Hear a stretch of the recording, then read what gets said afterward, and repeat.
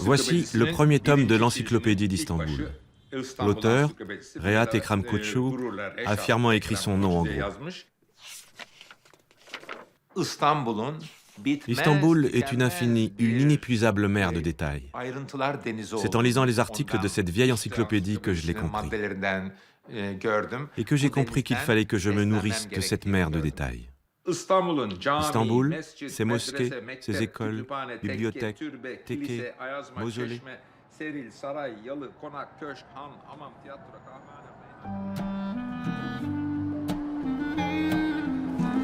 Orhan Pamuk, prix Nobel de littérature, écrit Istanbul depuis son premier roman.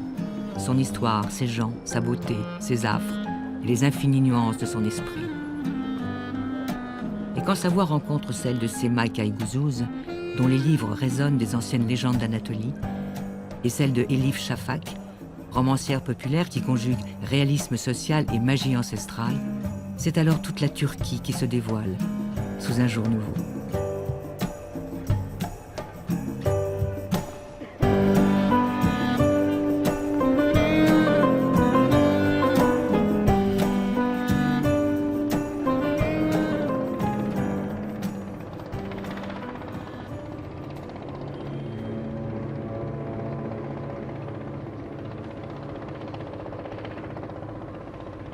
Aslında kendimi bildim bileli boğazdan aşağı yukarı geçen gemileri sayıyorum.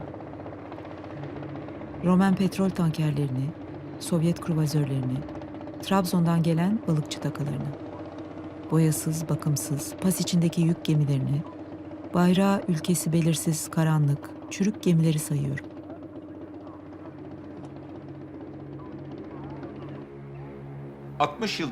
J'habite à Istanbul depuis 60 ans. Oui, Istanbul a déterminé ma personnalité, mon bonheur, ma tristesse.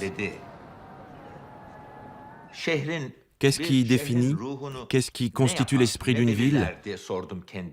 À Istanbul, cette ville belle et célèbre, ce qui s'impose en premier, c'est la contemplation du Bosphore et des paysages urbains. Quand j'étais enfant, ces contemplations d'Istanbul ont nourri en moi un sentiment fondamental, quelque chose qui a à voir avec le retrait en soi, avec le renoncement à réussir, à devenir riche, à être fort, une sorte de mélancolie. C'est le hüzün.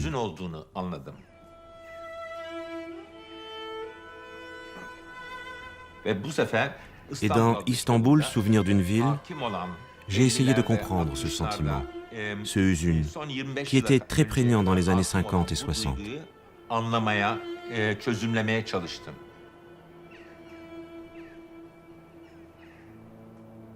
Erken gelen akşamüstlerinden, arka mahallelerin sokak lambaları altında ellerinde bir torba evlerine dönen babalardan söz ediyorum. Kış akşamları alelacele vapura yetişen kalabalıklardan, akşamları eve bir türlü dönmeyen kocalarını beklerken, perdeleri aralayıp sokağa bir bakış atan kadınlardan. Her şeyin kırık dökük, eskimiş olmasından söz ediyorum. Le hüzün exprimait notre réalité, celle des habitants pauvres et sans avenir d'une ville située en marge de l'Europe, sur les ruines de l'Empire ottoman. Le hüzün n'est pas exactement comparable à la mélancolie occidentale. C'est un sentiment qui porte en lui une dimension morale, une mise en garde face à la perte, quelque chose de l'ordre d'une idéologie qui relie la ville, un sentiment de communauté.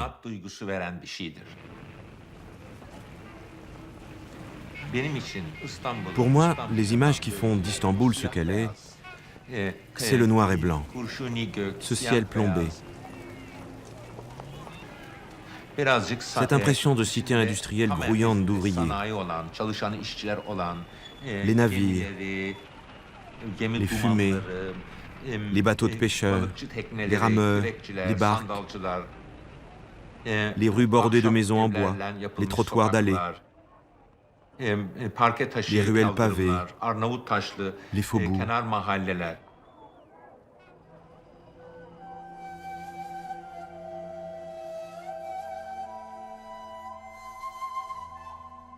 C'est pour ça que j'aime tant les photographies d'art Güler.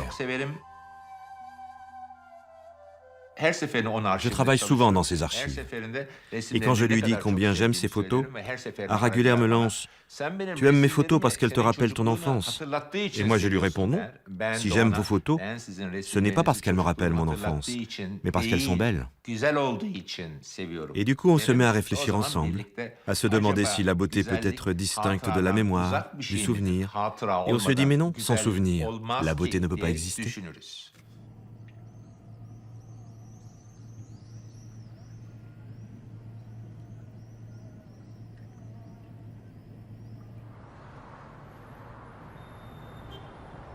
Ces 15 dernières années, Istanbul a tellement changé.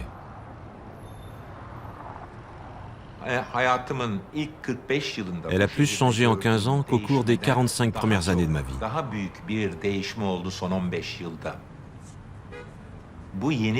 Essayez de saisir ce changement récent, de le voir, de le catégoriser, de le décrire, de le comprendre et de le mettre dans un livre est très difficile. C'est pourquoi, pour m'aider à écrire mon nouveau roman, je fais désormais appel à des assistants. Ils se déplacent, ils parlent avec les gens, ils collectent des informations. Saisir la ville dans sa totalité n'est plus si aisé aujourd'hui.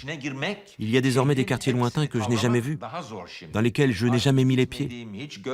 C'est encore Istanbul, je demande? Autrefois, je parlais de ces lieux comme d'une autre ville. Dans ce nouveau roman, j'essaye donc de comprendre cette nouvelle Istanbul.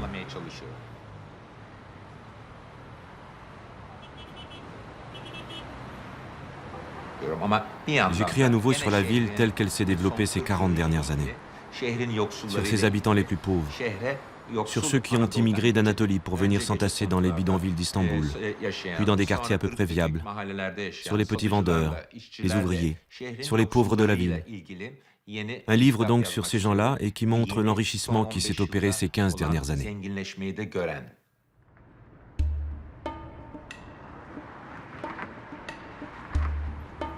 La modernité n'aura pas eu raison de quelque permanence. On pêche encore sur le pont de Galata, face au Bosphore, à Sainte-Sophie, au palais de Topkapı. Héritage des deux empires, le byzantin et l'ottoman, qui ont dominé la ville 16 siècles durant. Avec son pont qui enjambe le Bosphore, un pied en Europe, l'autre en Asie, Istanbul raconte le destin de la Turquie. Pays entre deux, dont les frontières tutoient le Moyen-Orient et les marches de l'Europe. Pays sur le seuil, aux héritages pluriels, à l'identité toujours en question.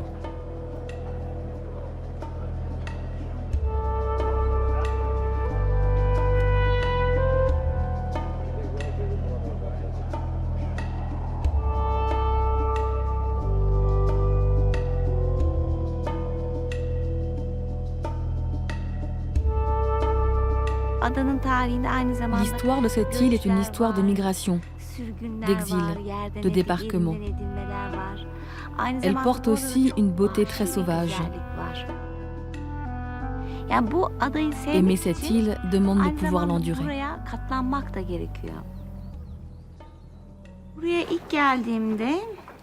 La première fois que je suis venue ici, il y a 10 ans je crois, c'était en hiver.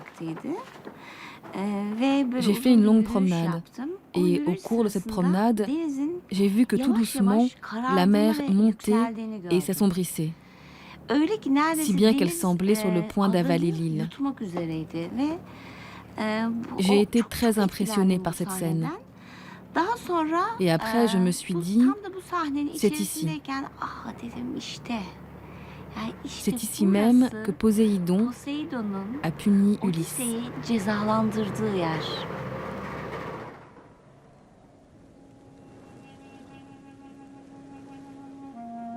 Les Turcs l'appellent Bozjada, les Grecs Ténédos. Écrite par Homère, visitée par Ulysse, la petite île égéenne fait face à Troie et aux Dardanelles. Alexandre le Grand, Rome, Byzance, Venise l'ont dominée à tour de rôle, jusqu'à sa conquête par les Ottomans en 1455. 5 siècles durant, Turcs et Grecs y ont cohabité, pêcheurs et vignerons.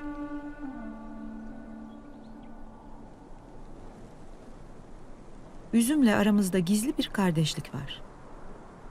Bir üzüm şaraba döndüğünde açıklanmayacak bir gizemle insanlaşmıştır artık. Bu nedenle her keresinde üzüme dönmek gerekir. Yutkunduğun kadere az da olsa yaraşmak için. Yudumlamak ataya sunulan minnetli bir duadır. Yitirilen masumiyeti teslim etmeye güçlü bir yakarış.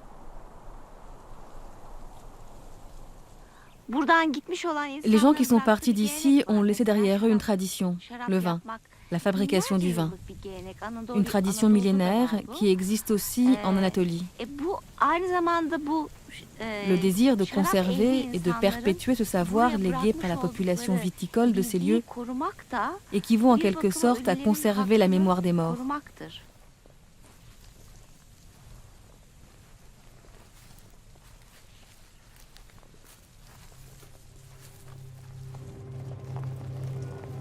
De Bozjada comme de toute la Turquie, les Grecs sont partis.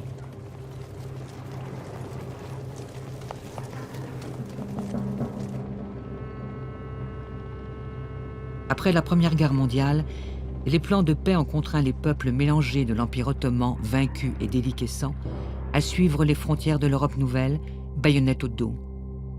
400 000 Turcs, musulmans, ont ainsi dû quitter la Grèce. Et près d'1 million de Grecs orthodoxes ont été expulsés de ce qui allait devenir la Turquie moderne.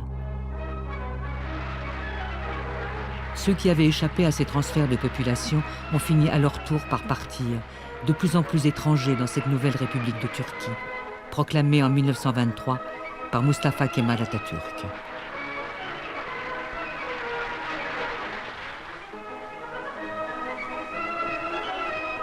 Une république moderne et laïque, érigée autour d'un territoire, l'Anatolie, et d'un noyau dur, le peuple turc.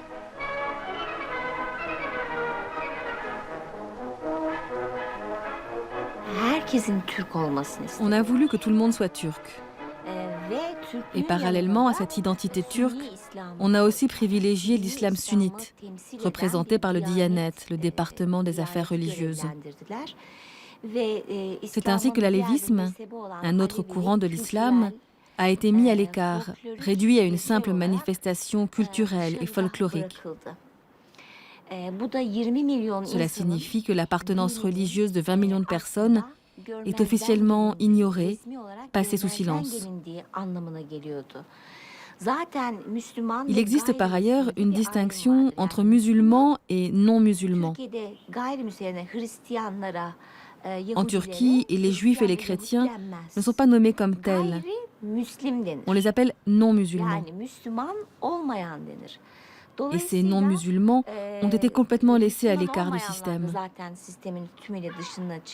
Alors que notre histoire nous rappelle qu'il était possible de diriger ce pays ensemble.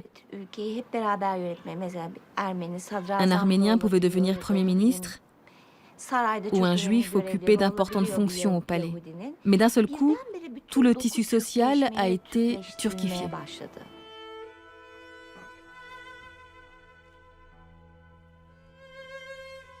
Pera 1885. Her meşrepten, her tıynetten kadına rastlamak mümkündü burada. Balat'ın sefil barakalarından yoksul Yahudi kadınlar, bebeklerini sırtlarında, sırlarını koyunlarında taşıyan çingene kadınlar, pembe tenli nazenin Çerkez kızlar, sedef kakmalı tahterevanlarıyla arz-ı endam eden zengin Ermeni kadınlar, acımtırak baharat kokulu Acem kadınlar, Apazlar, Abazalar, Sırplar, İstanbul efsanelerinin peşinde koşan define arayıcıları ve onları peşlerinde koşturan hayal simsarları, rejim muhalifleri, rejim yardakçıları ve daha niceleri takım taklavat buradaydı.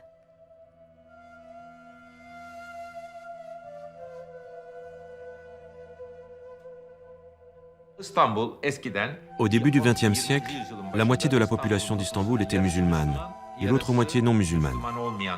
Aujourd'hui, c'est une ville à 99% musulmane.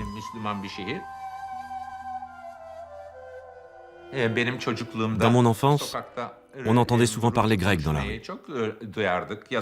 Quand j'étais à l'école primaire, dans chaque classe de 35 élèves, il y avait au moins 3-4 Arméniens, 3-4 Juifs et 3-4 élèves d'origine grecque.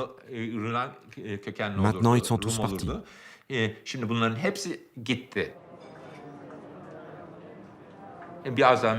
Parfois, je vais chez le bouquiniste. Un vieux grec, quelqu'un meurt, et tous ces livres s'y retrouvent. Tous ces ouvrages achetés dans les années 40, 50, en français, en grec, les vieux disques. C'est toute une culture qui se déploie devant moi. Cela m'émeut.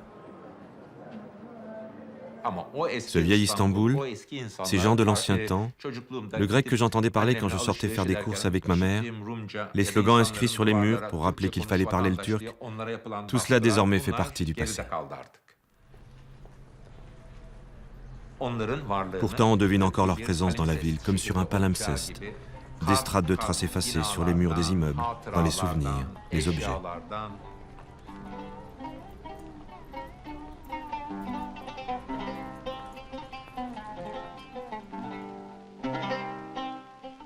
Mustafa Kemal n'a pas seulement proclamé la République sur les ruines de l'Empire ottoman, il a réinventé la société turque. Laïcité des institutions, code civil, droit de vote pour les femmes. En quelques années, tout est modernisé, à marche forcée. Symbolique, le port du fez, le couvre-chef ottoman, est formellement proscrit. La langue même est transformée.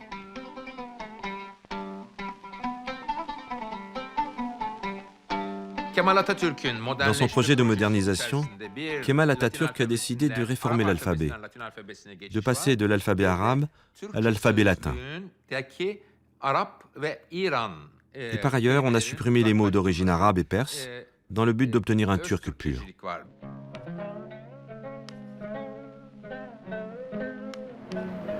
Je voyage entre les langues. Quand j'ai commencé à écrire en anglais, j'ai été critiquée en Turquie. Certains, en particulier les nationalistes, ont accusé d'abandonner ma langue natale. Mais c'est cela que je critique. Ils pensent toujours que l'on doit choisir, être l'un ou l'autre. Comme si en écrivant en anglais, je laissais tout le reste derrière. Non, pourquoi ne pas être l'un et l'autre ? Ce qui s'est passé, c'est que nous avons nationalisé notre langue. Un dictionnaire de turc ottoman est épais comme cela, comme une brique. Un dictionnaire de turc moderne est fin, comme cela. Parce que des centaines de mots ont disparu. Je suis écrivain. Disons que je veux écrire sur des couleurs. Je sais dire jaune en turc, je sais dire rouge en turc, mais il y a aussi les nuances, les entre-deux. Je ne peux plus les dire car les mots sont perdus. Ils venaient du persan pour la plupart. Ils sont partis. Alors moi, j'utilise beaucoup de ces mots anciens, en plus du vocabulaire moderne. Je refuse cette polarisation linguistique qui était encore plus marquée dans le passé. Si vous êtes conservateur, vous utilisez ces vieux mots. Si vous êtes moderne, vous utilisez les mots nouveaux. Pourquoi pas les deux ?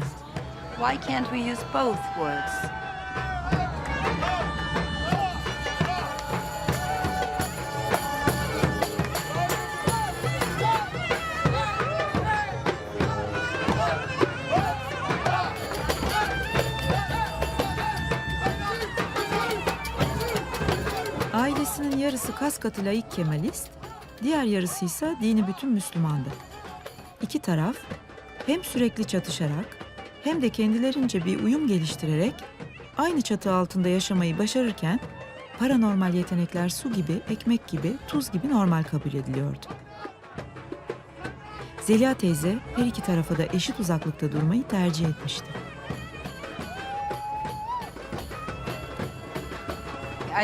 L'identité est notre grand problème en Turquie. Nous débattons toujours pour savoir qui nous sommes. Sommes-nous orientaux? Sommes-nous occidentaux? C'est beau de pouvoir conjuguer les deux. Mais je ne suis pas certaine que nous sachions toujours apprécier cette beauté.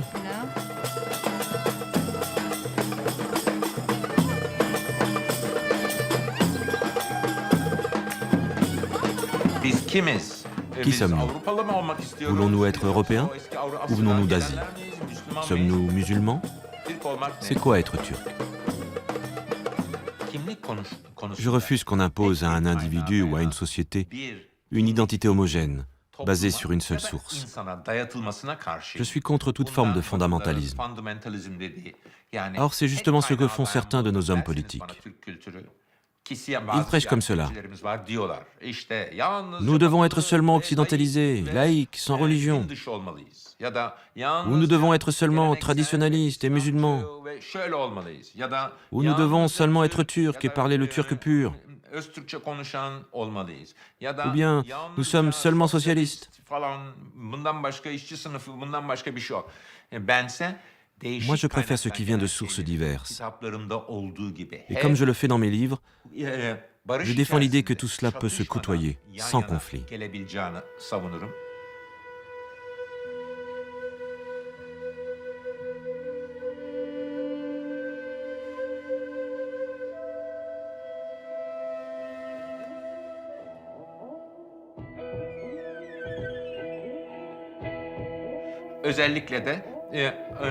Comme tout jeune bourgeois issu de la classe moyenne supérieure d'Istanbul, laïque, occidentalisé, marqué par l'idéologie kémaliste,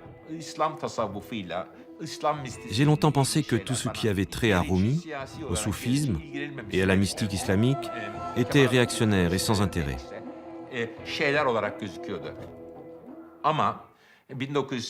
Cependant, au milieu des années 80, sous l'influence du postmodernisme américain et d'écrivains comme Borges ou Calvino, j'ai réalisé que je pouvais reconsidérer toute cette littérature ottomane et musulmane avec un regard littéraire et laïque. J'ai réalisé que je pouvais me créer une base où je me sentirais chez moi, à condition d'intégrer ce grand patrimoine avec intelligence et discernement.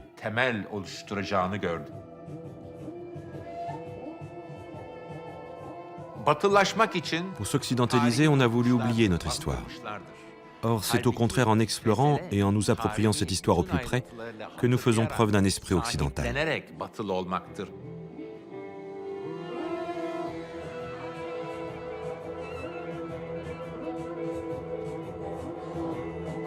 Saf hiçbir şey yoktur. Nakışta, resimde, ne zaman harikalar yaratılsa, ne zaman bir nakkaşhanede gözlerimi sulandıracak, tüylerimi ürpertecek bir güzellik ortaya çıksa, bilirim ki orada daha önceden yan yana gelmemiş iki ayrı şey, birleşip bir yeni harikayı ortaya çıkartmıştır. Doğu da Allah'ındır, batı da. Allah bizi saf ve karışmamış olanın isteklerinden korusun.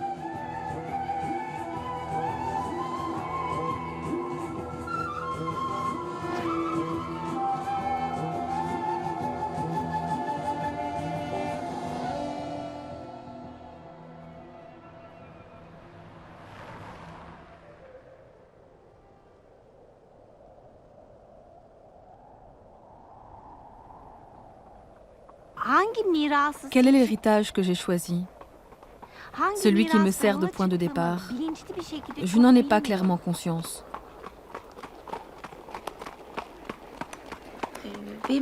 Mon père était militaire. Il était officier dans l'armée. De ce fait, j'ai vécu dans beaucoup d'endroits différents en Turquie. Je n'ai pas grandi avec une seule langue. Du côté de mon père, je suis d'origine alevi. Et du côté de ma mère, mes racines sont juives. Ma famille s'est faite alevi avec le temps, mais nos origines sont mêlées.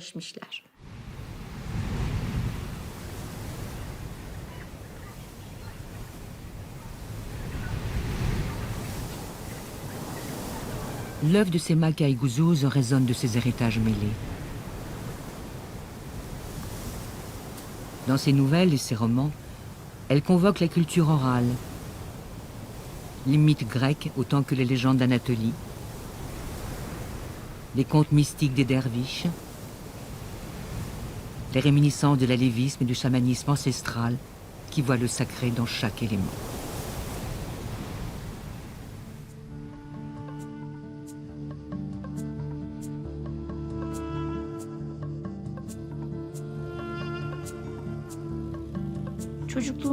Toutes les histoires que j'ai entendues dans mon enfance, les discussions que les femmes avaient entre elles, les berceuses qu'elles chantaient à leurs enfants, tout cela a forgé mon âme et ma langue.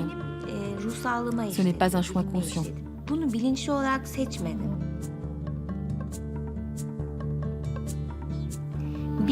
J'avais aussi une grand-mère paternelle que je voyais quelques jours par an.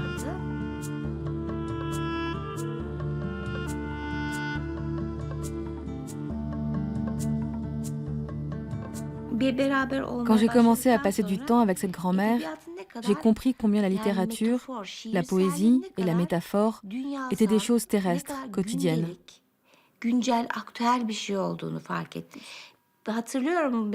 Je me rappelle que ma grand-mère paternelle embrassait la lumière qui venait du soleil. Les rayons du soleil tombaient sur le coin du mur et elle embrassait l'angle de ce mur. En embrassant ce coin de mur, c'est le soleil qu'elle embrassait.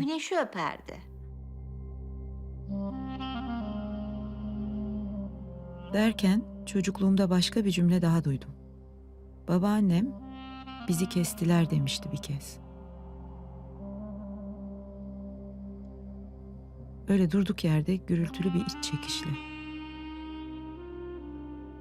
Başka da bir şey anlatmadı. Hiçbir ayrıntıya girmedi bununla ilgili. Bu kez henüz yası tamamlanmamış tarihsel bir acı kemiğime değin işlemeye başladı.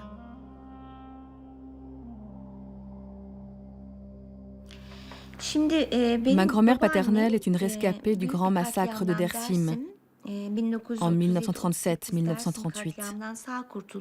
Nous ne l'avons appris que très tard. Personnellement, je ne l'ai su que très tard. Elle n'en a jamais parlé, de quelque manière que ce soit.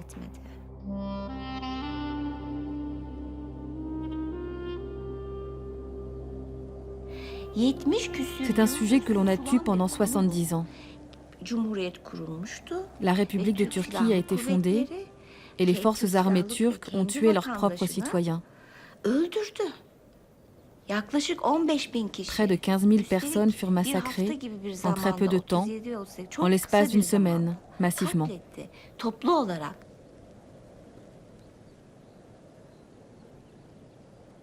En 1937, les Kurdes alévis de la province de Dersim, dans les montagnes du centre de la Turquie, se sont révoltés contre le gouvernement d'Ankara et sa politique d'assimilation des minorités.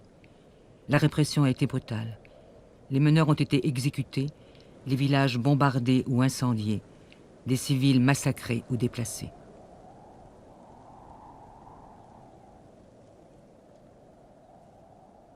Quand j'ai publié Ce lieu sur ton visage, j'ai été confrontée à un malaise auquel je ne m'attendais pas. Il s'agissait d'un malaise politique, d'un sentiment de culpabilité, de déni. Mais j'ai également été accueillie par des remerciements et une immense gratitude. C'est quelque chose de si choquant et de si humiliant pour la société turque. Vous savez, les Turcs, en levant leur verre, trinquent en disant « à l'honneur ». C'est très important, l'honneur. Et là, c'est très humiliant ce qui s'est passé. Dans mon pays, mon armée ne peut pas avoir massacré mon peuple. On ne peut pas avoir fait une chose pareille. Maintenant, on en parle. Le tabou est tombé. Pour le génocide des Arméniens aussi, les gens réagissaient de la même façon. Ils disaient non, c'est impossible. Nous n'avons pas pu faire une chose pareille. C'est une réaction psychologique, une réaction en lien avec la culpabilité.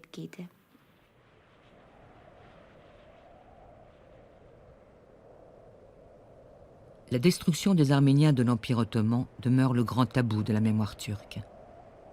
Près d'1 million ont péri dans les déportations et les massacres organisés en 1915 et en 1916 par l'État ottoman. L'histoire officielle turque a toujours refusé d'admettre l'existence d'un génocide. Au fil du temps, la question arménienne, jamais résolue, est devenue un abcès de la mémoire collective, un enjeu national et identitaire. Pour avoir parlé ouvertement de ce passé à vif, Orhan Pamuk et Elif Shafak ont été chacun, en 2005 et 2006, accusés d'outrage à l'identité turque et jugés devant un tribunal. Une expérience douloureuse. Orhan Pamuk a été contraint de quitter un temps la Turquie et de vivre sous protection policière.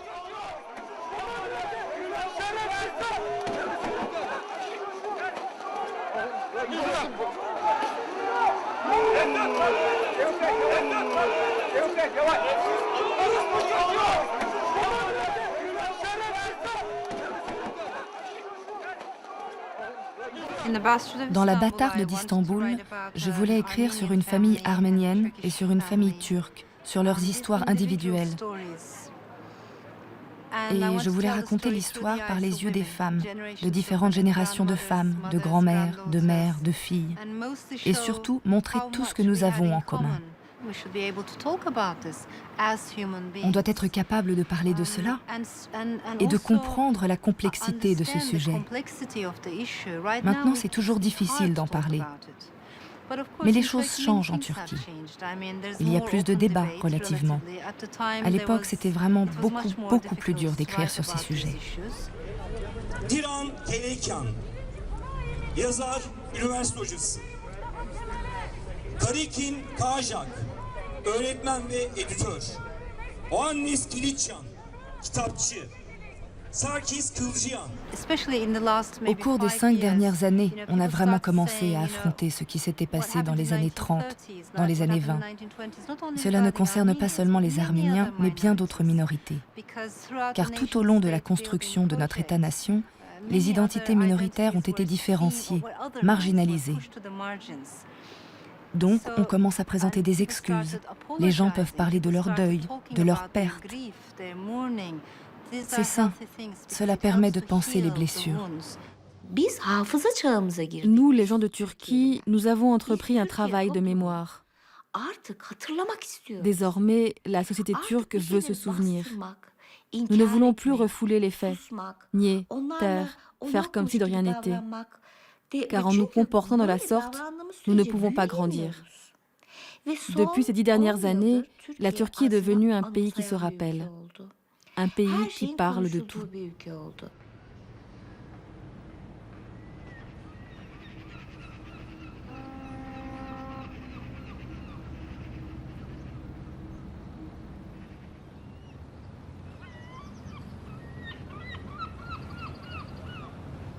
Daha sonra İstanbul'u, Nişantaşı'nı ve Çukurcuma'yı bilmeyen birisine Füsun'a duyduğum şeyleri nasıl anlatabilirim diye düşündüm.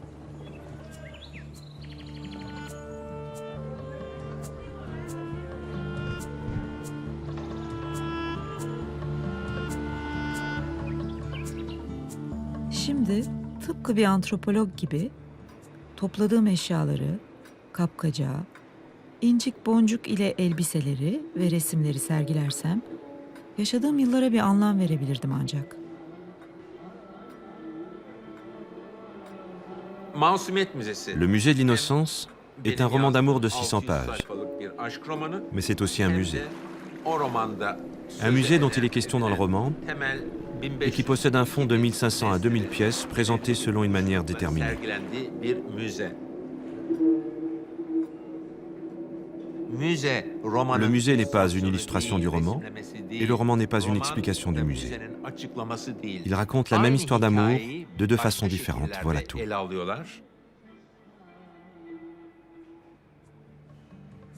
Füsun, ona çok yakışan beyaz üzerine turuncu güllü ve yeşil yapraklı bir elbise giymişti. O gerilimli ve baş döndürücü ders saatlerimizi, Yıldız Parkı'nda Abdülhamit'in sarayından az ötede yaşadığımız mutluluğu istekle hatırlayacak. On me demande souvent si je suis Kemal, le héros du livre. En réalité, notre seul point commun n'est pas son chagrin d'amour, mais notre origine sociale, notre appartenance à la même bourgeoisie d'Istanbul. Tous les deux, nous avons été éjectés de notre classe. Lui à cause de son chagrin d'amour absurde et ridicule, moi à cause de la littérature et de la politique. La bourgeoisie turque. Parfois je me dis que c'est de cela dont je suis spécialiste dans la vie. La bourgeoisie turque, la bourgeoisie des pays musulmans, des pays du tiers-monde, je connais bien. Ce sentiment de supériorité, ce désir de s'occidentaliser, d'imiter l'Occident, cette façon de regarder ses compatriotes de haut, de se croire supérieur. Pourquoi ? Parce que moi je suis occidentalisé, je suis moderne, je suis civilisé. Ce mépris envers son propre peuple. Ça aussi je connais. Mais quand ils croisent le regard d'un occidental et qu'ils comprennent qu'ils ne sont pas exactement pareils, alors ils revendiquent leur identité turque.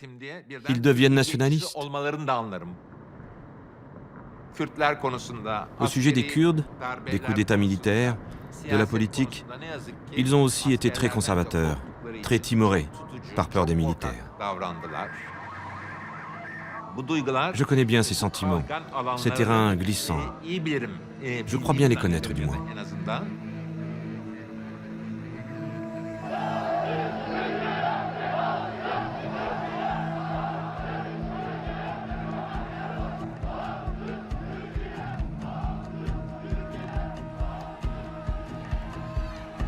Après la mort de Mustafa Kemal en 1938, les gouvernements qui se succèdent ne parviennent pas à maintenir l'unité et la stabilité de la Turquie. Le pays s'enfonce dans la violence et le chaos sur fond de guerre froide. Extrême droite nationaliste et gauche radicale s'affrontent dans les rues d'Istanbul, alors que les crises économiques chroniques engendrent inflation et chômage de masse.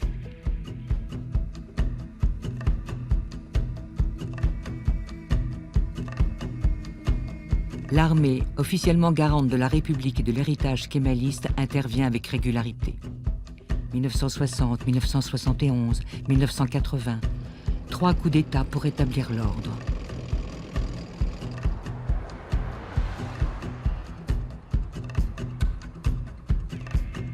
En 1980, la répression est d'une brutalité inédite.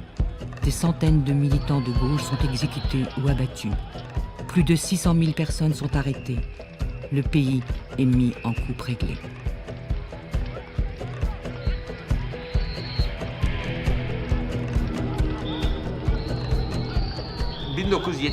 Dans les années 1970, comme toute ma génération, comme tous les jeunes bourgeois intellectuels issus des classes moyennes supérieures, je me considérais comme gauchiste et même marxiste. Mais ces jeunes gens étaient tous courageux. Ils se sont tous engagés en politique. Tous ont été arrêtés par la police, jetés en prison, soumis à la torture. Quant à moi, je n'ai pas été si courageux. Je suis resté chez moi. J'ai lu Thomas Mann, Proust, Virginia Woolf. J'ai écrit mes propres romans. Je me suis toujours senti coupable de ne pas être aussi courageux qu'eux. Mais j'étais plus individualiste. Évidemment, poser des questions, soulever le doute, être un intellectuel, réfléchir, demande selon moi de ne pas appartenir totalement à une communauté. Si tu vis dans une société donnée, tu te dois de la critiquer. Si tu parviens à rester en dehors, c'est encore mieux. Me tenir à distance, tout en essayant de conserver un lien très dense avec ce qui m'entoure, c'est cela mon style de vie.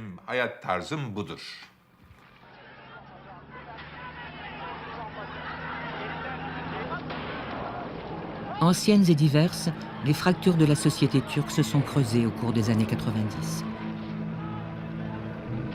Fractures ethniques, avec la guerre de basse intensité, comme la nomment les militaires, menée contre la guérilla kurde du PKK dans l'est du pays. Elle fera près de 35 000 morts de part et d'autre. Fracture identitaire, avec l'essor de l'islam politique. L'armée, garante de la laïcité républicaine, s'y oppose, interdit les partis, mais n'endigue pas la vague.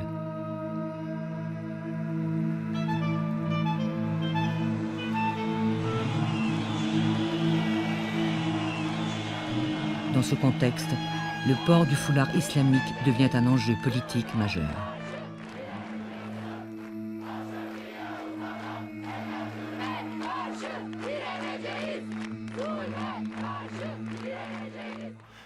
Quand vous écrivez sur les années 1990, vous touchez à des sujets brûlants.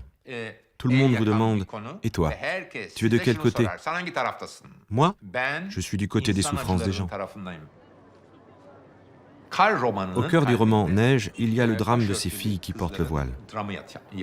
À l'époque où j'ai écrit ce roman, en 1990, si à 18 ans révolus, une jeune étudiante portait le voile, elle ne pouvait pas mettre les pieds à l'université. Alors que naturellement, toute personne majeure doit être libre de ses choix. Ma position de romancier sur ce sujet est la suivante. Des femmes, beaucoup de femmes, ont souffert à cause de ce problème. Et c'est sur cette souffrance-là que j'ai voulu écrire. Je voulais écrire sur les souffrances de ceux qui sont oppressés par l'État, emprisonnés à cause de leurs croyances religieuses, mais aussi sur les gauchistes qui ont été écrasés par cet État autoritaire. Je voulais écrire sur tout cela. Toprakla veya makine halısıyla kaplı, avuç içi kadar buz gibi odalarda, Kars'ın bitip tükenmeyen dertlerini, yoksulluğunu, işten atılanların ve intiharcı kızların hikayelerini dinlediler. Oğullarının işsiz olmasına, hapse düşmesine ağlayan analar, günde 12 saat hamamda çalışıp 8 kişilik ailesini zor doyuran tellaklar, çay masrafı yüzünden çayhaneye gidip gitmemek konusunda takıntılı işsizler, kendi hikayelerini memleketin ve devletin derdi gibi anlattılar K'ya. Le cœur du métier d'écrivain, c'est la capacité à comprendre les souffrances de ceux qui sont différents de soi. Pas seulement la souffrance des jeunes filles voilées. La comprendre reste facile. Mais comprendre le radicalisme profond, la pensée politique d'un islamiste, d'un fondamentaliste. Je n'adhère absolument pas, mais il faut que je comprenne pourquoi il est si en colère, pourquoi il est si furieux, pourquoi il peut aller jusqu'à tuer pour défendre certaines valeurs de sa culture. Il est facile de critiquer et de rejeter en bloc l'islam politique. Mais faire l'effort de comprendre et d'expliquer pourquoi les gens embrassent ce programme a plus de valeur à mes yeux. Finalement, l'art du roman repose sur une base humaine fondamentale, la compassion.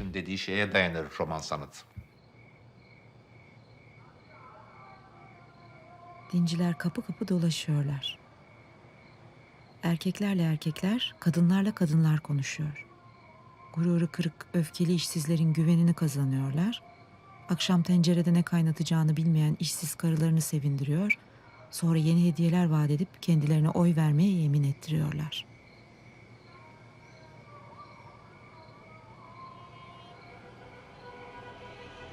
En 2002, une page de l'histoire de la Turquie se tourne.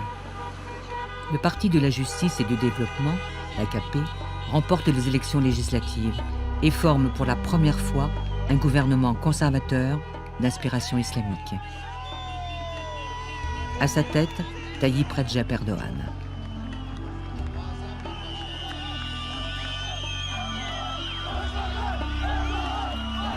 Les premières années de son mandat sont des années de réforme. L'armée perd de son influence, l'économie progresse, la Turquie s'affirme comme puissance régionale. L'AKP est réélue en 2007 et en 2011.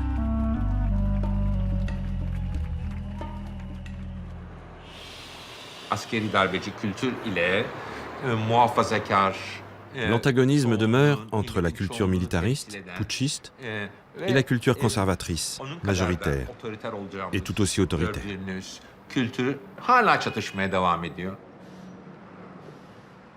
Ce qui est fondamental, c'est que désormais les islamistes, les conservateurs, ou peu importe le nom qu'on leur donne, ne sont plus des victimes. Ils ne peuvent décemment plus promouvoir une image de victime pour s'attirer des voix. Maintenant, ils sont au pouvoir.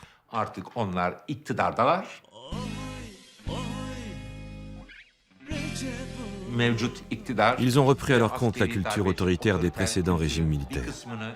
Ils se sont mis à agir comme eux.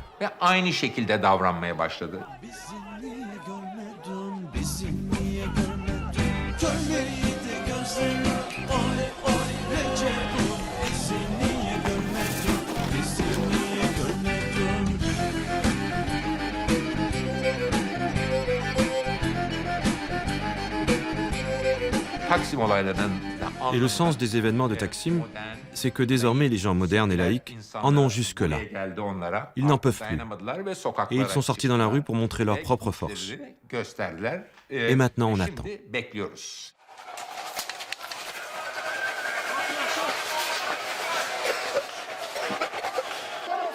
Le 27 mai 2013, Une manifestation est improvisée pour empêcher la destruction des arbres du parc de Gezi près de la place Taksim à Istanbul.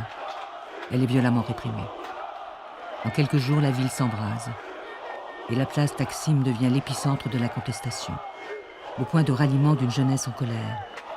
Contre la fièvre immobilière, contre le conservatisme politique ambiant et contre l'autoritarisme croissant du gouvernement.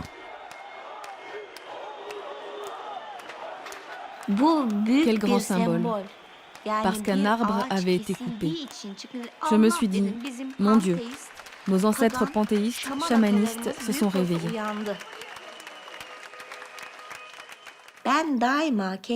Je me suis toujours sentie apatride. Je me suis toujours sentie seule, en tant que femme, en raison de mes appartenances identitaires, en tant qu'écrivain, en tant qu'amie de l'environnement, en tant que féministe dans un monde intégriste. J'ai toujours essuyé de grandes désillusions chaque fois que j'ai entrepris quelque chose. Et quand les événements de Gezi ont éclaté, j'ai été stupéfaite. J'avais probablement poussé mon pessimisme trop loin, parce que ces gens étaient dans notre entourage. Les gens de Gezi, ils étaient là. Mücadele etmeliyiz. Buralardan elbette ki siyasi bir parti çıkamaz ama bir halk örgütü, bir halk örgütlenmesine çaba harcamalıyız arkadaşlar. D'un seul coup, on s'est enraciné. Et cette solidarité fascinante qui s'est créée dans le parc, ces forums qui se sont organisés dans les autres parcs de la ville, tout cela a créé une impression de justice, de micro-justice. On a senti poindre, à petite échelle, un germe de démocratie. Et dès lors que le rapport de force a changé, le pouvoir a été très surpris. Le pouvoir a besoin de tourments pour exister en tant que tel. Mais là, il y a des revendications positives. Les gens ne se présentent plus avec leur chagrin, mais avec leurs désirs. Ils expriment leurs envies. Ils demandent à ce qu'on ne piétine pas leur domaine de liberté. Je le sens comme ça. S'il te plaît, ne me pose pas d'interdit. Ne me raconte pas de mensonges. Fais fonctionner la justice.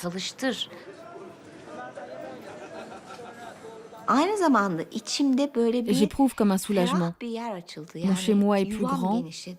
J'ai le sentiment d'avoir un pays.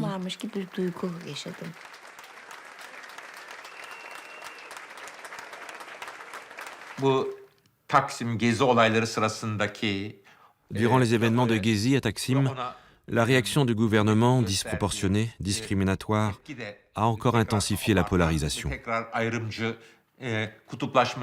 Cependant, je pense que l'avenir de la Turquie ne sera possible qu'avec davantage de compréhension. Compréhension des progressistes envers les conservateurs, des conservateurs envers les progressistes, des libertaires envers les traditionalistes et des traditionalistes envers les libertaires.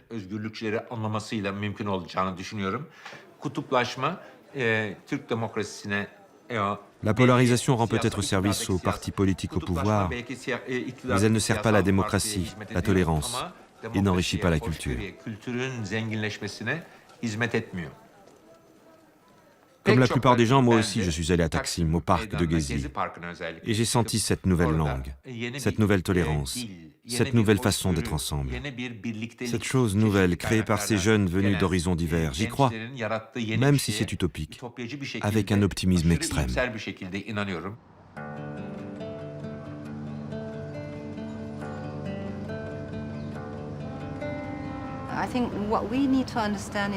Je crois qu'en Turquie, nous devons encore apprendre qu'il n'est pas nécessaire d'être d'accord avec quelqu'un pour respecter sa liberté d'expression.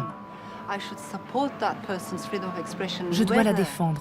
Que je sois d'accord ou non est secondaire. Ce n'est pas important. Cette liberté de dire est très précieuse. C'est tout ce que nous avons finalement. Et c'est quelque chose que nous oublions trop facilement en Turquie, parce que nous sommes si polarisés.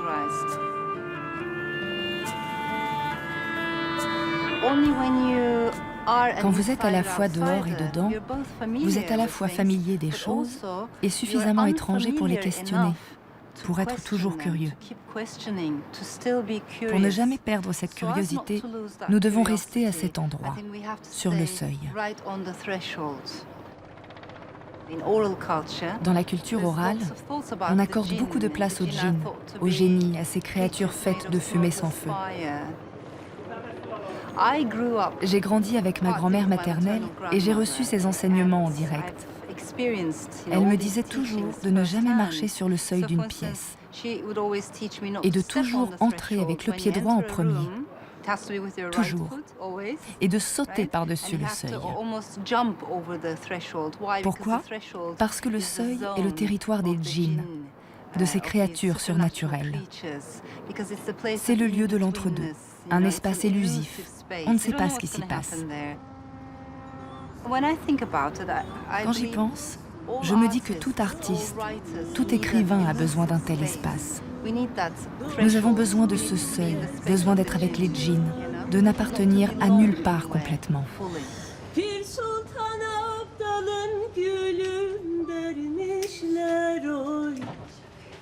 Şu şirin canıma nasıl kıymışlar oy. İstersen dünya malı vermişler oy. Sensiz dünya malı neyleyim dostum, dostum, dostum. Dostum, dostum, dostum. Dostum gelsene can.